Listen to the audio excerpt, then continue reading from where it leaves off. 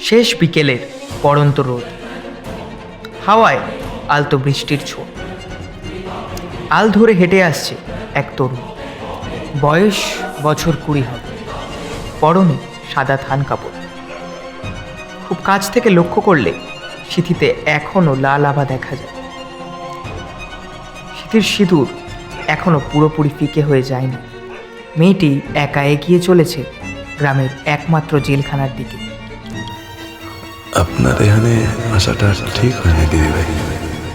ক্ষমা করে দিতে এসেছি। মারতে চায় আমাকে অম্বিকেশ, জানে তো এবারে ভোটে হারবে। আদতে কি এটি একটি মেয়ের স্বাধীনতা পাওয়ার গল্প, নাকি এর অন্তরে লুকিয়ে আছে অন্যই কোনো এক অর্থ? জানতে সঙ্গে থাকুন। শীঘ্রই আসছে আমাদের চ্যানেলে সোনাঝুরি মৈত্রের গল্প ইতি মৃণালী। ধন্যবাদ।